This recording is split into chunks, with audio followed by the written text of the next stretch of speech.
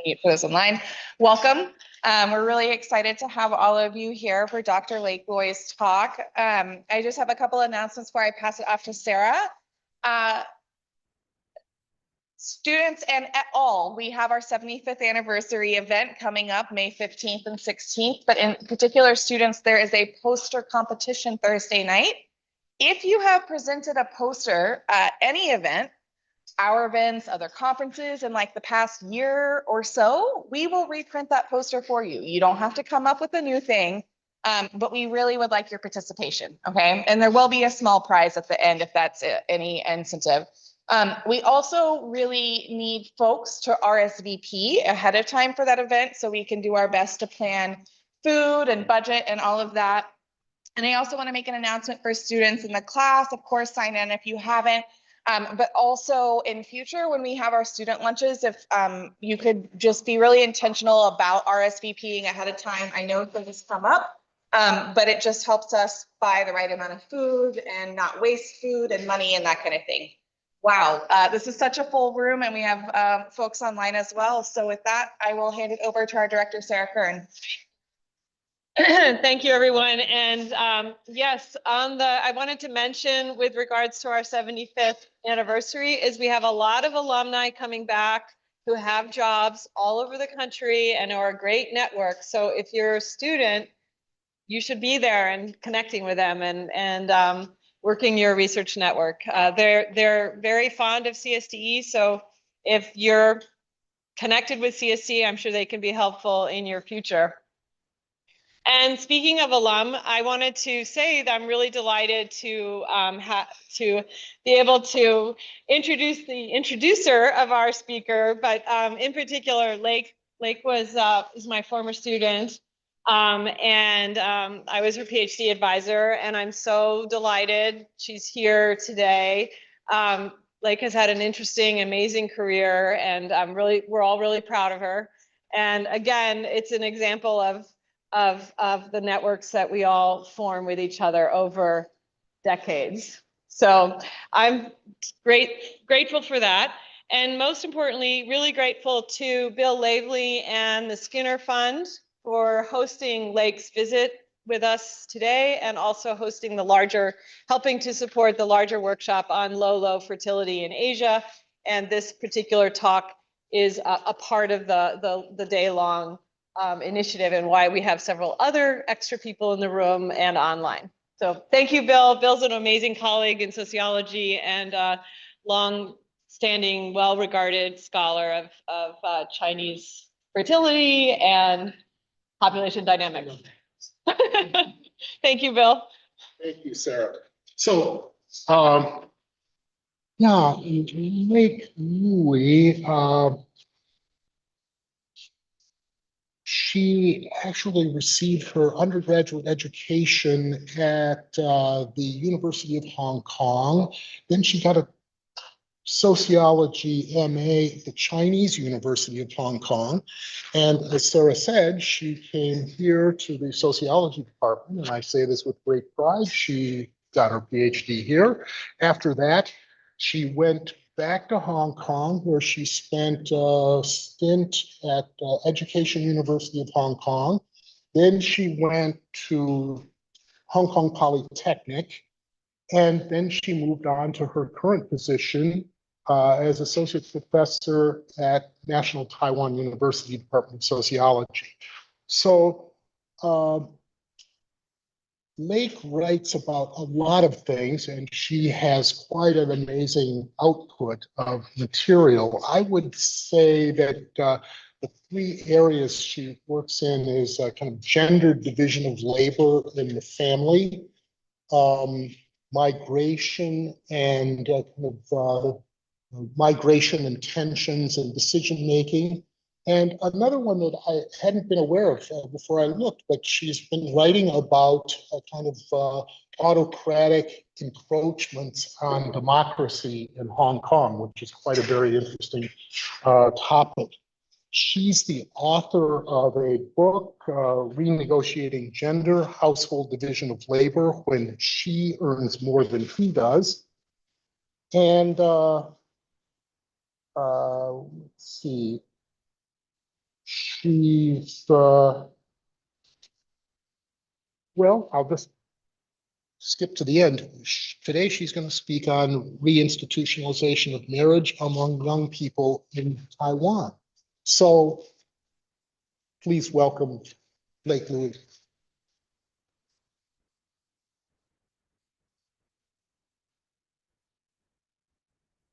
Thank you so much, Bill. I don't think anyone in my life read my CV so closely. Well, first of all, thank you so much for East Asia Center and CSDE for hosting this conference. And it is really exciting to see a lot of my mentors who have helped me along my academic life. And I'm also very excited to see new faces here today. So my topic today is re-institutionalization of marriage among young people in Taiwan. This is a collaboration with a grad student at University of Maryland. She used to be my RA, research assistant, when we were working together at National Taiwan University. So let's see. Betty, you help with advancing the slides. Seems it doesn't work. Oh, okay, it works. Sorry. So this paper is situated in the larger discussion of deinstitutionalization of marriage, which is suggested by Cherlin. He defines deinstitutionalization as the weakening of social norms that define people's behavior, and he uses this to describe marriages in the United States. Since then, there are a lot of applications of his work, but then there is no very clear consensus about what he means by weakening of social norms. There are some lenient applications, and there are more stricter applications, like there are alternatives to marriage, or even a stricter understanding that is a total breakdown. There are no rules, no expectation, no assumptions for intimate relationship or marriages. Apart from the degrees of changes, there are also different applications in terms of different dimensions. Some studies use this concept to describe norms, like the decline of marital norms, or whether there is a consensus in marital norms. There are also studies on attitudes, behaviors, policies, and legal reforms. However, very few studies have explored the potential conflicts across different aspects of the same concept. So Cherlin acknowledged the problem, and he revisited this thesis again in 2020 and highlights the degrees of change. He clarifies that what he meant by deinstitutionalization is actually more transformative. He argues that it's a radical restructuring of an institution, its beliefs, norms, and practices. So for the more moderate type of change, he said this is developmental. That is to say, the original norms remains, but then new practices are included. He also enriches concept of the institutionalization through adopting the neo-institutional approach, which is grounded in Anne Swissler's work of culture in action. He argues that there are three major pillars that support institutions. One is regulatory, which involves establishment and enforcement of rules. Second, values and norms that defines the expectation of society. Lastly, is a cultural cognitive approach that involves mental maps, institutional logics, and rationalized system of meanings that underpin institutional processes and practices. However, Herden argues that his argument is still very much concentrated on the behavioral changes. And so he added that actually, when we think about whether an institution is deinstitutionalized or not, really depending on the connection between the institution and the power. So he elaborated it and argues that in the regulatory level, when it is deinstitutionalized, marriage is no longer significant in regulatory matters. In normative sense, if marriage is deinstitutionalized, there's a lack of role for marriage in mediating social roles. And lastly, for the cultural cognitive perspective, it happens when marriage is incoherent as an institution. That is to say, there are competing logics in the marital, in understanding the meaning of marriages. Thornton also added that apart from the internal contradiction of marital logics, there are also potential for changes when there are changes in the logic of surrounding institution, such as work, such as education, when these logic or the dominance of particular institution, it could also conflict with the marital institution. And that is when transformation happens. And there are other factors like the resource environment. For instance, when women are earning more or having more higher education. So that will also change the landscape and thus change the institutional logics. It then creates the new system of practice. So this is what we learned in the theory. What about in Taiwan? So far, these are the facts. There are indicators of the institutionalization of marriages. Behaviorally, we can see that the marriages are delayed and there are a higher percentage of people cohabiting. There's also increased percentage of people who had premarital sex, and also there's an increasing never married rates. In terms of the attitudes, there are greater acceptance of premarital intimate relationship and cohabitation. However, there are indicators that shows the continuation of the importance of the institution at the marriage institution. Behaviorally, although there's an increased percentage of people who have cohabitation experience, but the period of time staying together is really short, which means people proceed to marriage or that they break up and then become single. Second, for the never married people, Alice Zhang of the Academia Sinica from Taiwan also showed that those people continue to aspire to get married. It's not that they think being single they are detached from the wish for getting married. They are not rejecting marriage. Rather, they aspire to get married, yet they couldn't find a partner. Lastly, there is also a very tight linkage between reproduction and marriage in the context of Taiwan, as shown by the very low percentage of births that is out of wedlock. In terms of the law, well, Taiwan is known to be the first country that legalized same-sex marriage. However, same-sex intimacy is very much grounded on the basis of marriage. For example, the judge that announced the legalization said that, well, the major reason for legalizing it is that marriage is the bedrock for social stability. Which means, in other words, if same-sex intimacy is not grounded in marriage, it's like a disorder. That is the implication that we can hear from that verdict. Also, to support the marriage institutions, married couples have a lot of privileges, like incentives. This picture is the one that I took, so you can see that it's not very professional kind of photo shooting. I just took the picture when I was in the district office applying for my ID, Taiwan ID. So here it says, 千万要结婚, 结婚送千万. So the 千万, this word, is actually a word pun. It means you have to. But at the same time, 千万is also a number, which is $10 million. So it says, you must get married, and that if you get married, you are given $10 million, but it's actually a lucky draw. So who knows who get it, right? So, but this is one of the incentives. There are others like tax reduction for couples. There are also holidays for wedding. And the insurance cost is lower for couples. And also they have spousal rights like inheritance rights, survivor's pension. And yet, if you are single, never married, the survivor's pension is not passed on to the closest caregiver, it's gone.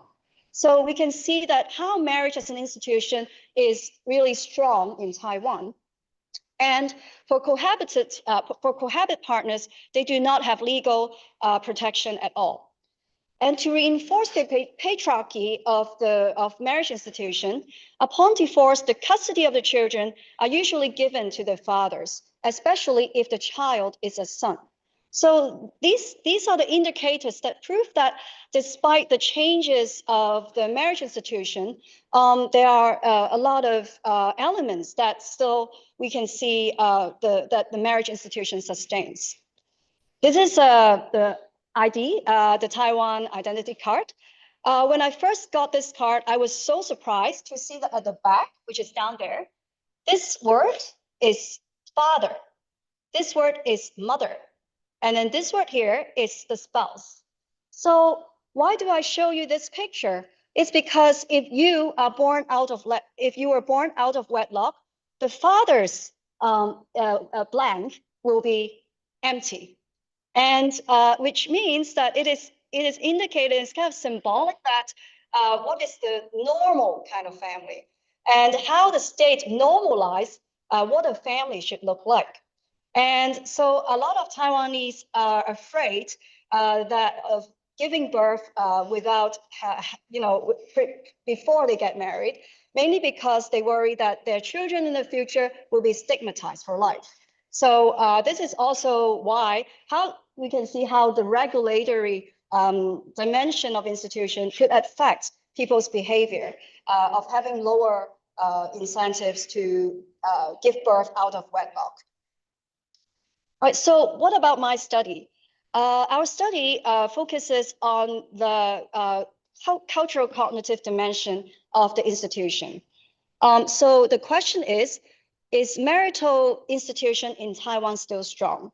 Specifically, how does the cultural cognitive pillar of the institution discursively support or do not support the institution? Because just now what we learned is that at the regulatory level and at the normative sense, how the institution is still strong or not strong. But then what about cultural cognitive pillar? So what I will discuss is the logic by which people organize and provide meanings to marriage or non-marriage. Second, according to Herden, the best way to see whether there is institutional power is that when individuals' ideology conflict with the institution. And when there is a conflict, does the institution outwin the individual preferences? So here, my second question is, when individuals' marital ideologies and beliefs conflict with the institution, what is the extent to which it continues to have power over individuals? And I extend a little bit further, asking what strategies would individuals employ to reconcile this conflict? Lastly, I also argue that even though the marital ideologies are consistent with the institution, but it doesn't really mean that the reality can play out. That means, for instance, you cannot find a partner, or that maybe we work too much that we don't have time for dating. Maybe according to the marriage market, the women marry up and then men marry down, and maybe this doesn't work out for those people. Or lastly, maybe the man wants to get married, but then the women do not. So there could be contradiction, right? So when the reality is like this, so how even though the individual wants to embrace the marriage institution, but if it doesn't work, does it mean that there are no changes? I argue that these strategies to reconcile the differences and the conflicts will help redefine the meaning and the importance of marriage. So what we did is that we interviewed 35 people, and we did snowball sampling, and it's non-random on the internet. They are young people, age 20 to 40, heterosexual. And so for the education level, 19 of them graduated from the top 10 universities. I need to emphasize that in Taiwan, there's a really high percentage of people going to university. So it's like 60 to 70% of young people have a bachelor degree.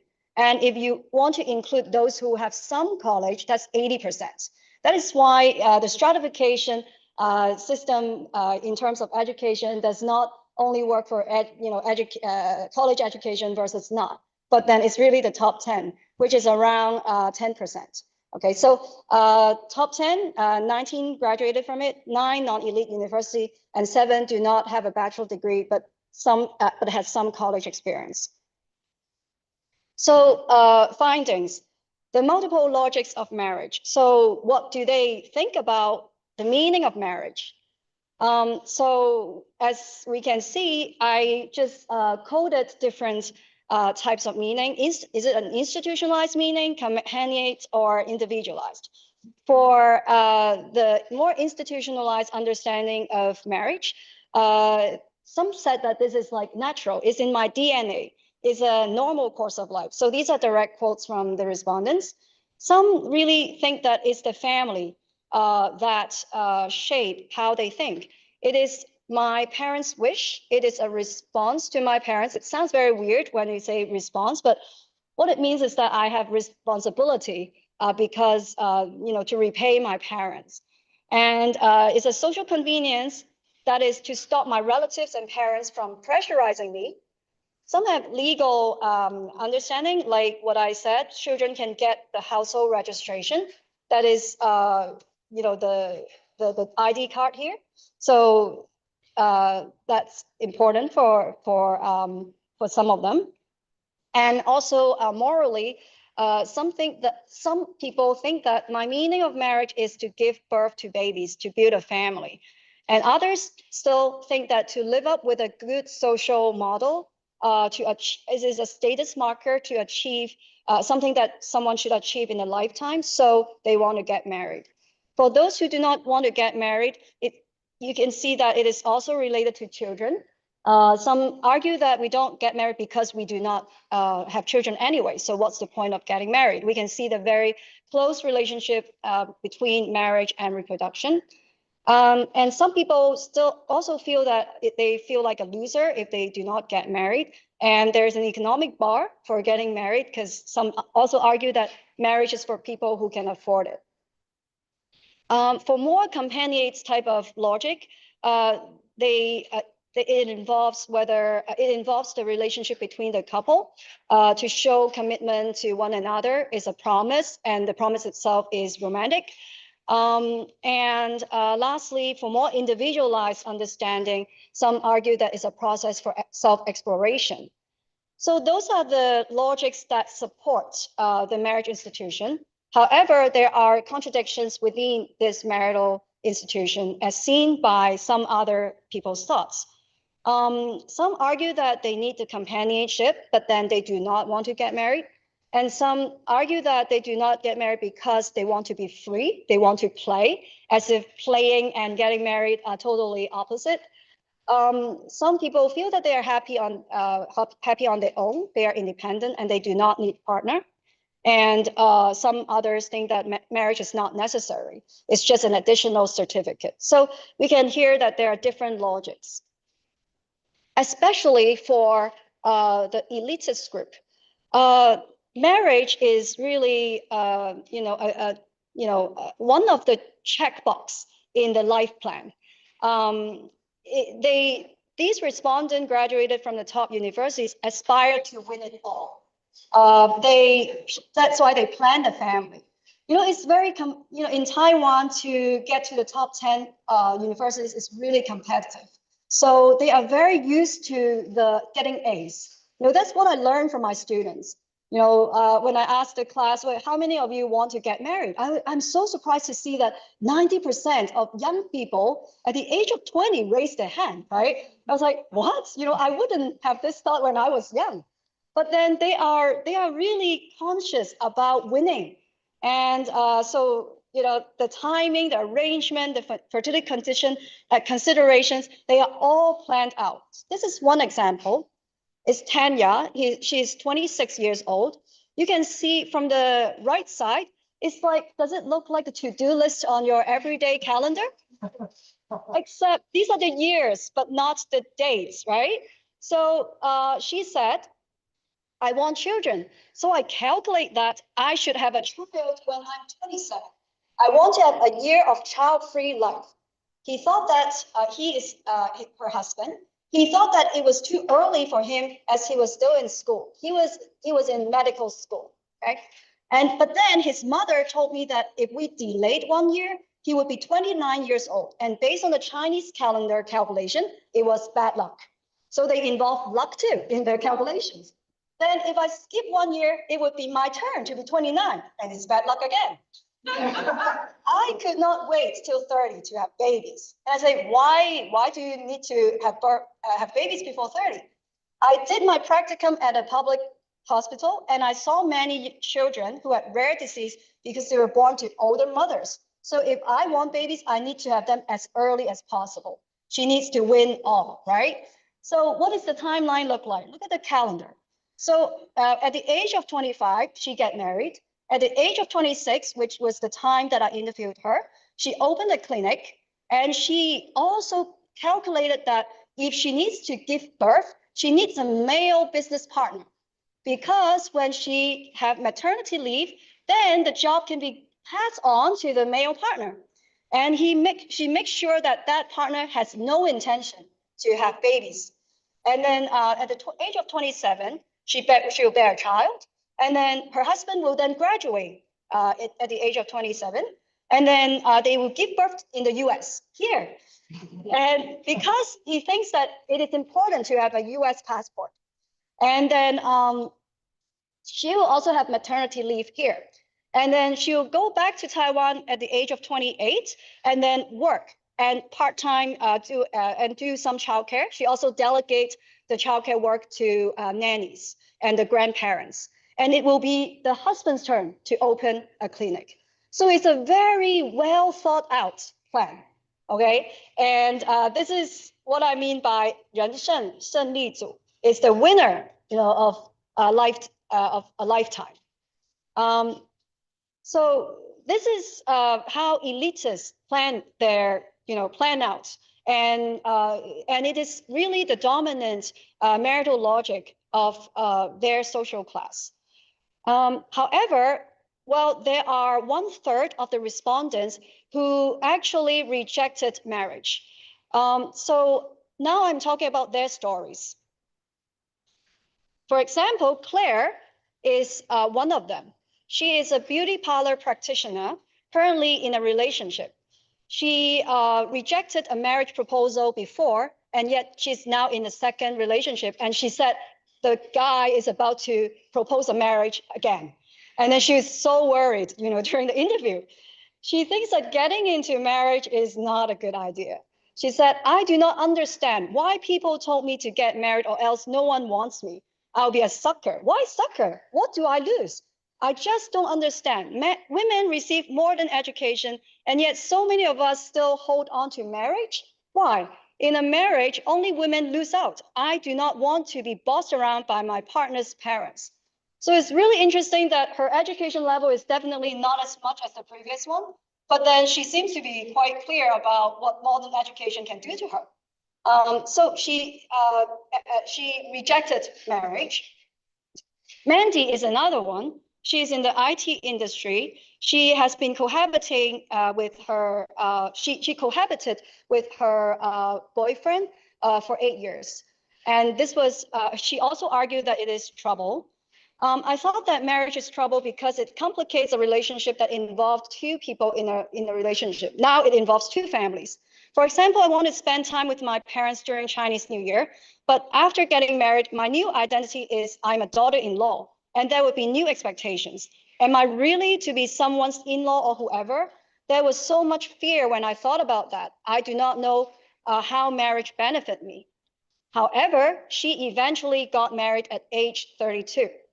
So 1/3 of our respondents claim that marriage is not a necessary stage of life, nor is it important to uphold moral obligation to obtain public approval. But most of them eventually get married. So I highlighted some of the reasons. First is the circumstances that cause internal contradiction of logic in the marriage institution. So I wonder whether any of you can think of a reason that, she would eventually get married, although she doesn't want to. I usually ask this question in the class, but I will, just tell you. So there are some example, like when the person got pregnant. So when the person got pregnant, then the thing is that she doesn't want to get married, but then it is immoral, to give birth to a baby that is out of wedlock, or the person doesn't have ID card. It's a stigma for my child. So in that case, the institution outwin the individual choice. There's another circumstances which could be more hilarious is when the guy pop a question. So usually it's the guy who proposed to the woman. And in that situation, it's like all sort of romanticism, and, yet this yourself, I don't want to get married, but then the guy is already kneeling down and then, show you a ring in a public display, so what should I do, right? So some people said that, well, there's a no in my head, but when I see that guy, I said yes.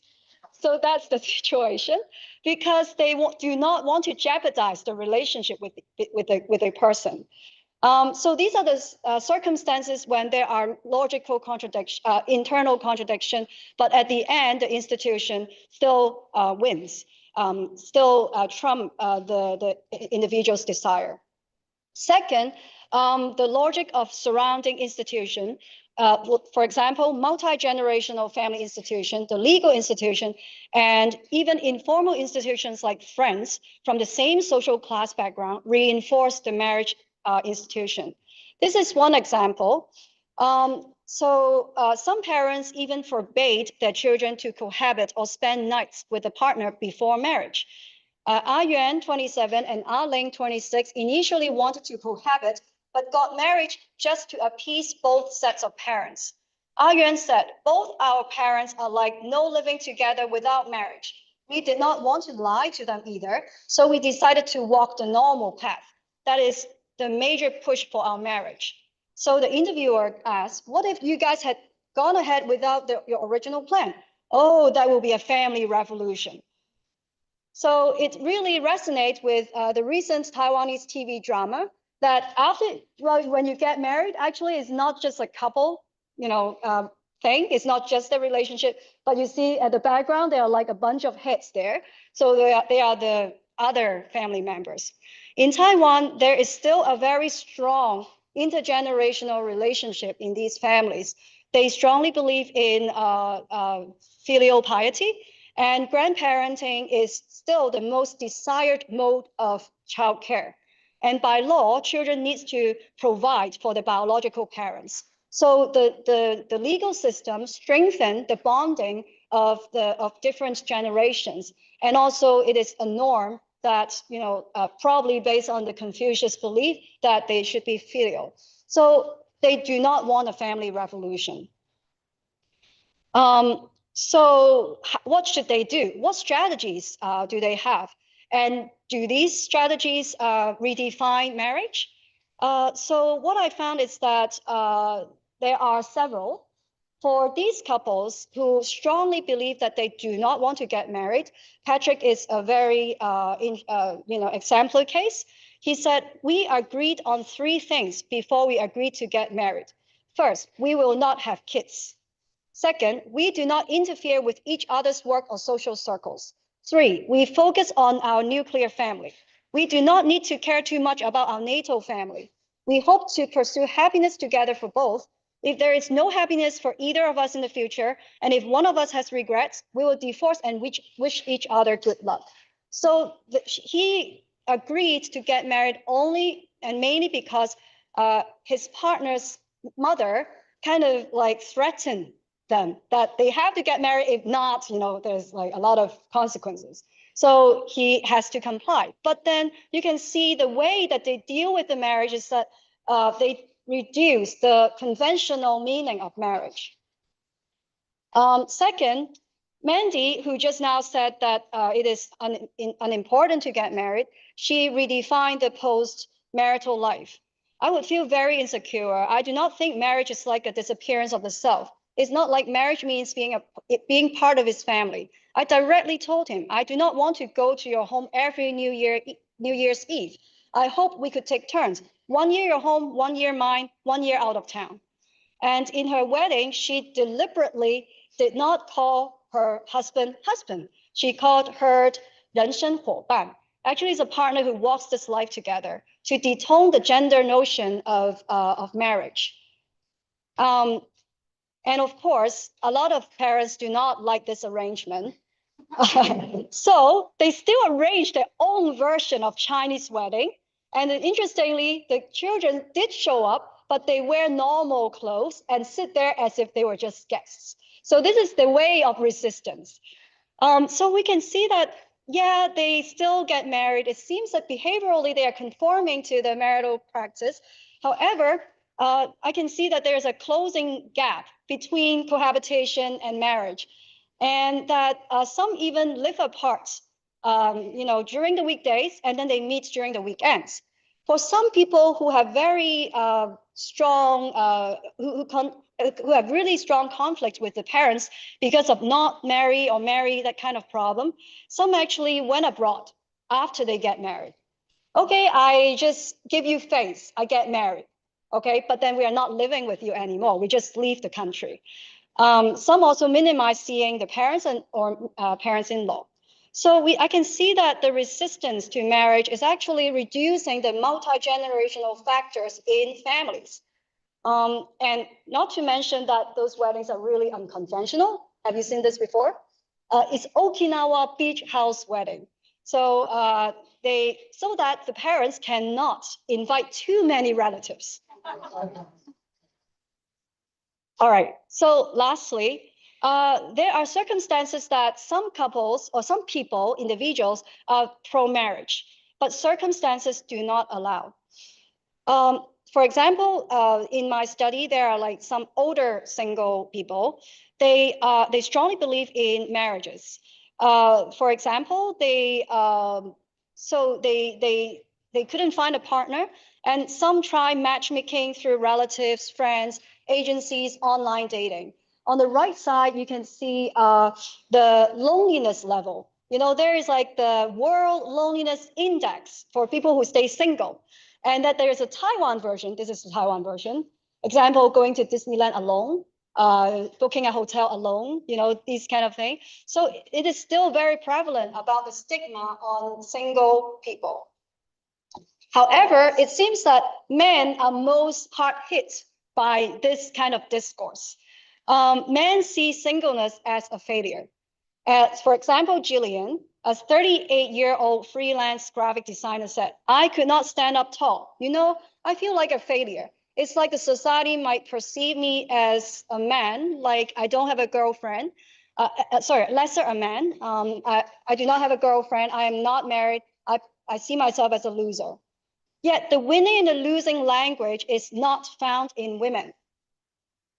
Emma, a 33-year-old administrator, she said that she had 3 previous relationships, but now she's not actively looking for one since her last breakup 5 years ago.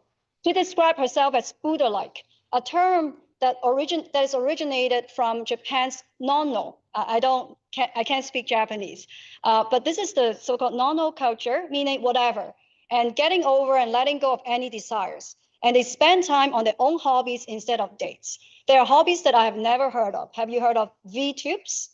Have you heard of boy love stories? So I learned a lot of these terms in the process of talking to them. They have a lot of personal hobbies that I have never heard in my life, but they have very fun life, honestly. I'm kind of jealous of them. Is that I love spending time alone. I'm very used to being alone. Often, I just do not want anyone to bother me. I have my own small world and I'm not answerable to anyone. So it's also likely that I do not need an intimate partner to have a close connection with. Don't interfere with my private space. So she's one celebrity, I think, from Korea, but then she's very popular in Taiwan. She pursued a YOLO life. You only live once. I think it's an American song, right? I don't know. I'm very out of the pop culture, but I learned from these people to love yourself. You only live once. And so, yeah, they so-called cannot find a partner. They have experienced the time that they really want one, but then after some years, they just think that it's totally fine. Because honestly, finding a partner out of the blue is really tiring. And so they also imagine that it's not good for their personal life to marry just for the sake of marrying. For example, Greta, a music lecturer, said, "I would want to marry up, or at least more or less capable of supporting himself.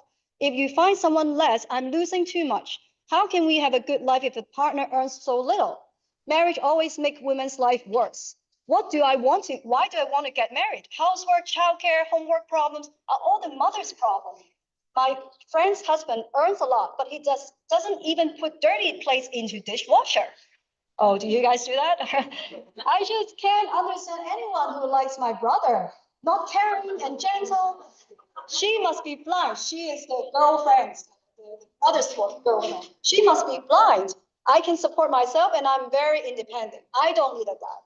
So she had investigated possibility of freezing the egg, sending samples to the US sperm bank and all that if she really wants a baby. So she just wants to keep this option open, yet she doesn't feel that she needs a guy. Instead, these people start to have their own connected single life. Emma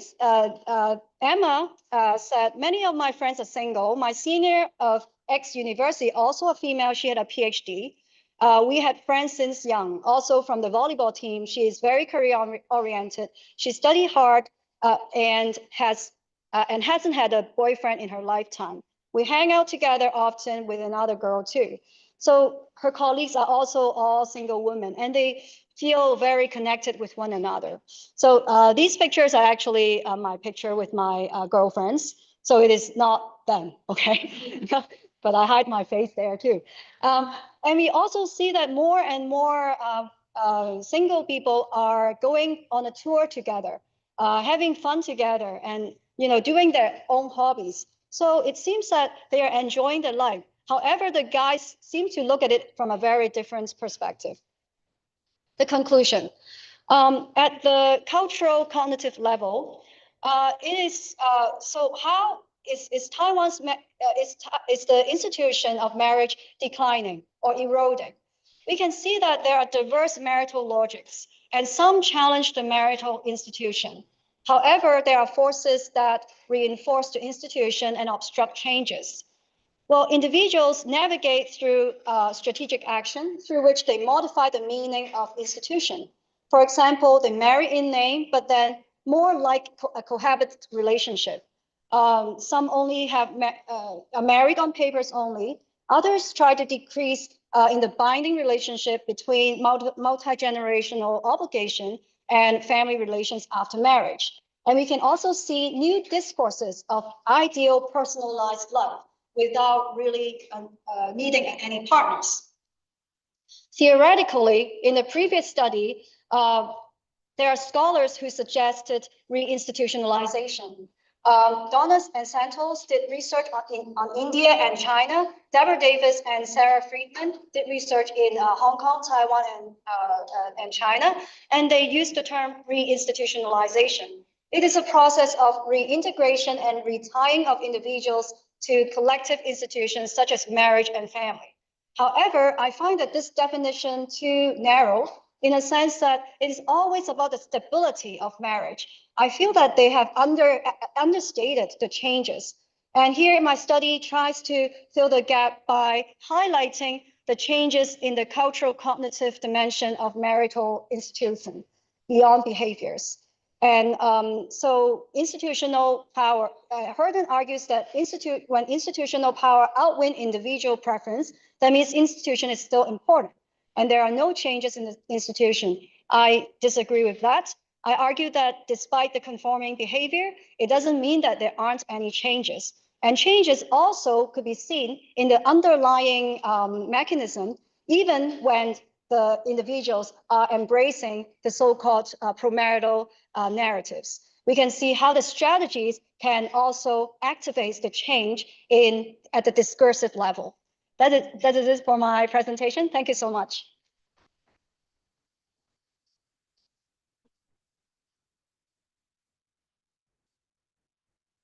None of the questions here. Okay. Very well. And I don't know if anybody, Jess, are you watching? Any questions? Yes. Yes. Great presentation. I had a question because how structured a lot of thinking of like these life goals are, where does housing and other financial goals kind of fit? They come out of your interviews and say, we gotta get the nest prepared before then we can follow these steps to the eventual fertility. The second question is, if in your interviews, do you hear anything about the effects of their networks? Like, Sorry, what network? networks, like their network, where my friends are all getting married. Before I wasn't lonely, but now they're all married. I got no. Right. Yes, that occurs, yeah. So let me repeat the question for the audience online. Okay, so there are two questions. One is about housing, like how housing factors into my analysis. The second question is about the network of the respondents. Is that right? Yep. Okay. So for the first question about housing, they did mention housing. A lot of people who get married usually have the houses prepared before they get married.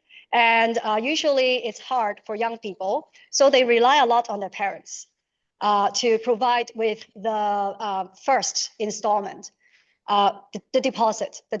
And then they will be paying for the installments. So that is why some respondents think that marriage is only for people who can afford. So there are instances like this. Yet for my respondents, especially those who graduated from the elite universities, the top universities, they usually have quite a good family background. So that is also why they afford to think about that. As for so there are instances that people get married despite the fact that they do not have housing, and in that case, they rent a house, or in one respondent just now I said they are living apart together, right? So that is one possibility. As for the network, yeah, I hear that very often. So that is why friendship is an informal institution that kind of pressurize one another to get married. What we can see is that for people of a lower socioeconomic status, this is less prevalent because they do not, the peers also have very different type of family formation. It is quite different from those who are of a higher socioeconomic status. And there are respondents who did say that initially they did not feel the need. And then suddenly, after some years, he found that everyone next to him, are getting married. So they need to rethink. So it is also the time that they need to, confront the marriage institution. Yeah. Thank you so much. Yeah. Yes. Yeah, I enjoy the teaching research and some story that you saw. I kind of wanted to broaden this a bit. You are obviously looking at a sort of upper level, somewhat upper middle level kind of social class. I wonder if, given your background and given you're like grew up in Hong Kong, they're also somewhat similar to Hong Kong or similar to China, let's say urban China. Like sort of at that level, they are, kind of think they are describing not somewhat. And then the other question is that if we further broaden this, think about what about those people that are below that sort of more so middle class and even lower middle class? Do they behave like this? Or would you expect them to behave like this, or they have different style, or they're more conforming to the law or still very much? I kind of want to Okay, so there are two questions just now. One is about how different is the sample or the results when compared to the cases in Hong Kong and China. Another question is about the comparing with people of lower socioeconomic status. So compared to lower socioeconomic people from lower socioeconomic status, are there also different norms? Okay, so for the first question, it's a good question that I have not thought about. I didn't really study class in Hong Kong, interestingly. But to my understanding, well, marriage is always a status marker, no matter whether it's in Hong Kong, China, or Taiwan. But I would say that in Hong Kong, it seems to be less conforming, especially the factors from the parents are usually less, it's less strong. So I guess the major reason is that we do have more conflicting logics of marriage or intimate relationship in Hong Kong than in the case of Taiwan. I think Taiwan preserved the Confucius belief better than in Hong Kong. Well, correct me if I'm wrong, Taiwan is here. And for the second question related Say. urban China. Which is more traditional. Mhm. Hong Kong is more Western. Yeah, for urban China, it is also quite diverse. For example, the South China is very different from people in North China. So say in South China, they are also more traditional in a sense that it is a must to get married.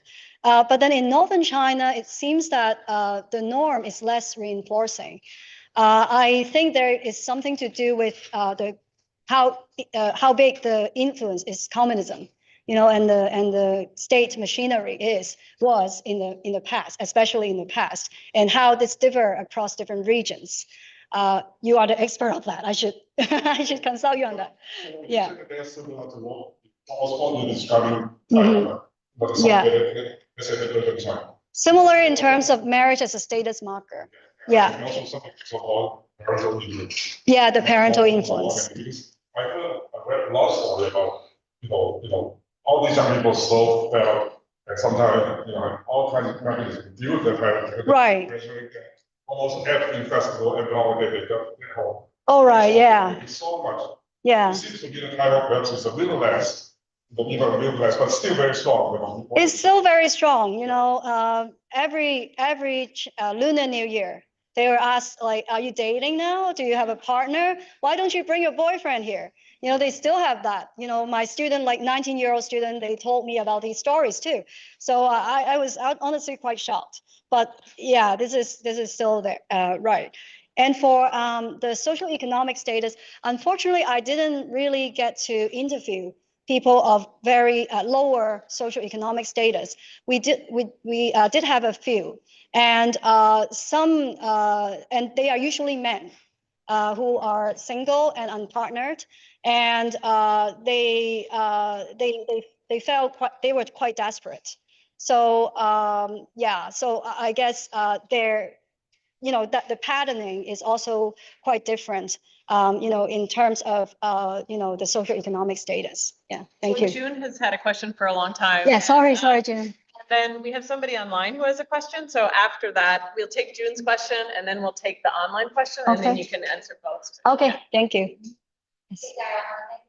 It's really great. So when I saw the interview access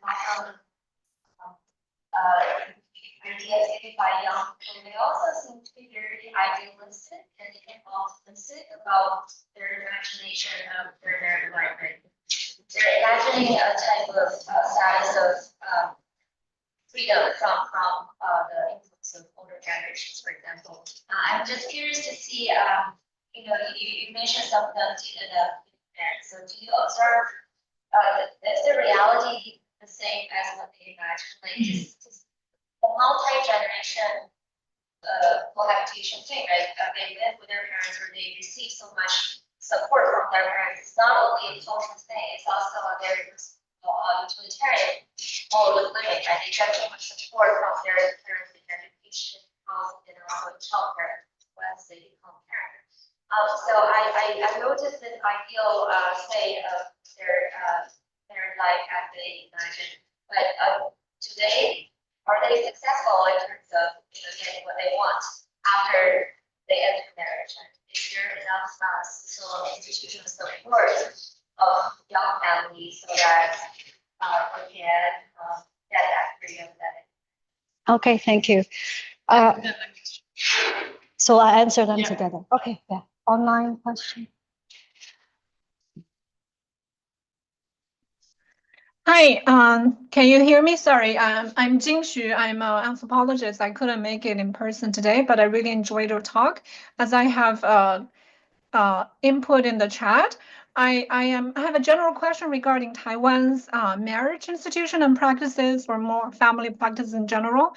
So it's kind of intriguing why, on the one hand, Taiwan has the most progressive family politics, right? We see passing of the same-sex marriage and so on and so forth within East Asia, at least. But on the other hand, we also, from popular culture and other research, see the kind of stickiness of the so-called traditional marriage institution and family beliefs, like celebrity people always want to have a son and so on and so forth. So I wonder if you can talk a little bit about that. How do you understand the sort of apparent paradox? And also back to urban China, compared to parts of China, I always have the feeling that the Taiwan has a stronger traditional family values, maybe because of the larger South China culture. But yeah, that's part of the question. Thank you. Thank you. Question migration. Yeah, so two questions. I'm not very good at. So the question is about the ideal family life. So after the couple get married, are they still positive? Is the marriage life positive? Is that the question? Okay, so the second question I don't need to repeat because the person is online and everyone should be able to hear that.